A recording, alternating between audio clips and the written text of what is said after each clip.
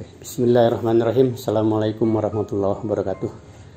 Alhamdulillah aujaba alaina ta'lima ahlina dinal Islam wa sana ala tarbiyatihim bi sholati ma subri ala dawam. Faqala ala wajala wa mur ahlaka bi sholati wa subir alaiha. Asyhadu an la ilaha illallah wa asyhadu anna Muhammadar Rasulullah.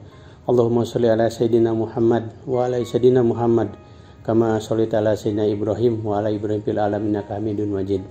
Qala Allahu ta'ala fil kitabil karim, a'udzu billahi minasyaitonir rajim. Bismillahirrahmanirrahim. Iqra bismi rabbikal ladzi khalaq, khalaqal insana min 'alaq. Iqra wa rabbukal akram, alladzi 'allama bil qalam, 'allamal insana ma lam ya'lam.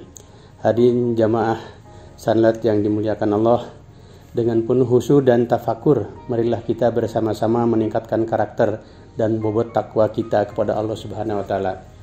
Untuk itu kita jadikan bekal utama menghadap hadiratnya bila mana saatnya tiba. Salawat serta salam senantiasa Allah sampaikan pada junjungan Nabiullah Muhammad SAW, kepada para sahabatnya dan kepada para pengikutnya hingga akhir zaman. Marilah kita bersyukur kepada Allah Subhanahu wa taala atas segala rahmat dan karunia-Nya, sehingga saat ini kita masih diberi kesempatan, kesehatan dan kemampuan untuk melaksanakan salah satu kewajiban kita, yakni thalabul ilmi. Dan kita bersyukur karena salah satu doa kita yang kita panjatkan di awal bulan Rajab. Allahumma barik lana fi Rajabi wa Sya'bana wa balighna Ramadan. Ya Allah, berikan kami kebahagiaan di bulan Rajab dan bulan Sya'ban, serta pertemukanlah kami dengan bulan Ramadan. Ini betul-betul doa kita yang sudah kita panjatkan dan ini kabul oleh Allah Subhanahu wa taala. Sekarang kita berada di bulan Ramadan, mari kita panjatkan kembali doa itu agar kita diberi kelapangan oleh Allah Subhanahu wa taala supaya kita bisa menyelesaikan ibadah puasa pada bulan Ramadan ini dengan dapat mengisi dengan ibadah-ibadah lainnya yang sesuai dengan tuntunan Rasulullah SAW, serta bertemu dengan bulan Ramadan yang akan datang. Amin amin ya Allah ya rabbal alamin.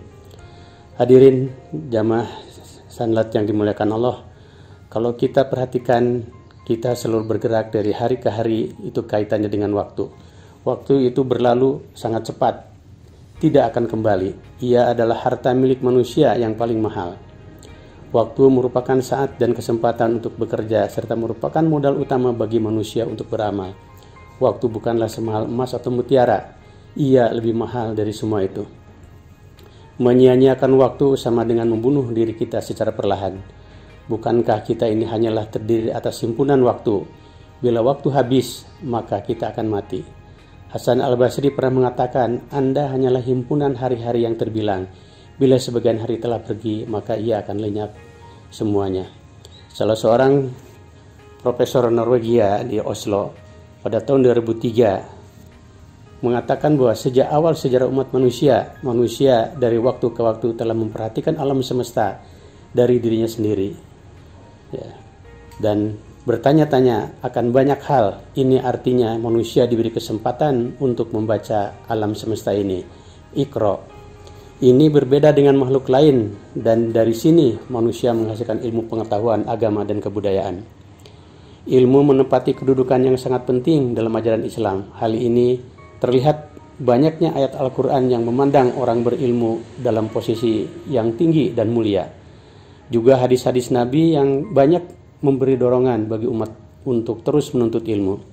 Dalam Al-Quran, kata-kata ilmu dan turunannya digunakan lebih dari 780 kali. Ini bermakna bahwa ajaran Islam sebagaimana tercermin dari Al-Quran sangat kental dengan nuansa-nuansa yang berkaitan dengan ilmu, sehingga dapat menjadi ciri penting dari agama Islam sebagaimana dikemukakan oleh Dr. Mahdi Hulsiani sebagai berikut. Salah satu ciri yang membedakan Islam dengan yang lainnya adalah penekanannya terhadap masalah ilmu, sains. Al-Quran dan As-Sunnah mengajak kaum muslim untuk mencari dan mendapatkan ilmu dan kearifan, serta menempatkan orang-orang yang berpengetahuan pada derajat yang tinggi. Allah Subhanahu berfirman dalam Al-Quran surat Al-Mujadilah ayat 11.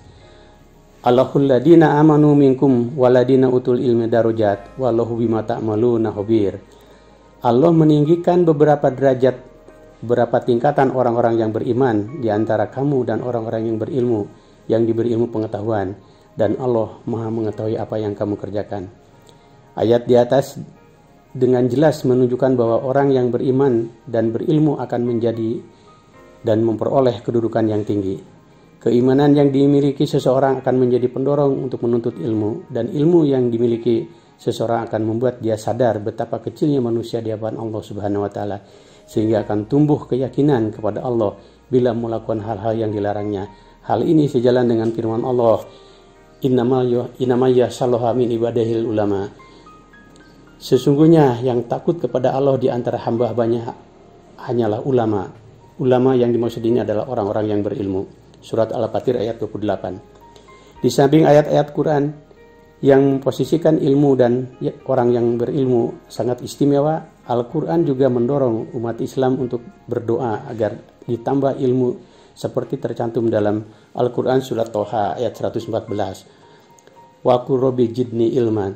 Dan katakanlah, Tuhanku, tambahkanlah kepadaku ilmu pengetahuan.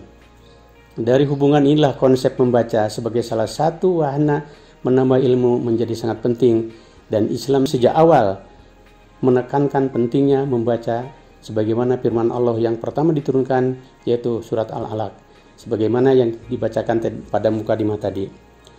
Ayat-ayat tersebut jelas merupakan sumber motivasi bagi umat manusia, bagi umat Islam untuk tidak pernah berhenti menuntut ilmu, untuk terus membaca sehingga posisi yang tinggi di hadapan Allah akan tetap terjaga, yang berarti juga rasa takut kepada Allah akan menjiwai seluruh aktivitas kehidupan manusia untuk melakukan amal soleh.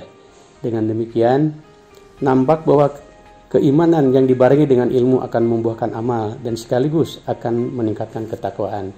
Dengan demikian bahwa takwa ini perlu orang yang beriman. Perlu iman perlu ilmu, dan ilmu perlu dicari dengan cara membaca. Mempelajari ilmu tidak hanya dipelajari dari buku-buku literatur, akan tetapi banyak ilmu yang dapat dipelajari dari alam sekitar kita. Tidak sedikit ilmu yang kita pelajari dan kita terapkan, bahkan kita pakai saat ini adalah ilmu yang berasal dari alam sekitar kita. Ya. Sebagai contoh, kita tanamkan bibit padi di dua tempat, satu di sawah dan satu di gunung, maka pertumbuhannya akan berbeda. Yang tumbuh di sawah akan tumbuh pertama adalah tunasnya, dan di gunung yang tumbuh adalah daun akarnya. Kenapa demikian? Karena yang di sawah, yang tanah berair itu perlu oksigen, sedangkan yang di darat itu perlu air, sehingga yang tumbuh pertamanya adalah akarnya. Sekarang kita perhatikan dalam kehidupan sehari-hari, kita sering menggunakan teknologi tinggi, misalnya komputer dan sejenisnya, menggunakan pendingin ruangan, kulkas, dan lainnya. Itu semua menggunakan sistem otomatisasi, atau dalam ilmu fisika kita sebut dengan proses termostat. Konsep ini dikenal dengan cybernetic model, dan ini awalnya dipelajari dari perilaku binatang yang kita kenal namanya adalah lalat. Contoh lain, lebah. Kita tahu bahwa sarang lebah dibangun dengan kumpulan bangun segi 6 beraturan. Hal ini secara matematis, secara konsep ilmu pengetahuan, dapat dibuktikan bahwa bangun segi 6 adalah bangun yang paling kokoh, material yang paling minim, dan volume yang paling besar. Subhanallah, ini adalah kekuasaan Allah. Contoh lain, ada dua lautan yang saling bertemu dalam Al-Quran surat Ar-Rahman ayat 19-21. Rabbul masyriqaini wa rabbul maghribaini fabi ayyi ala'i rabbikuma tukazzibani marajal bahrayni yaltaqiyani bainahuma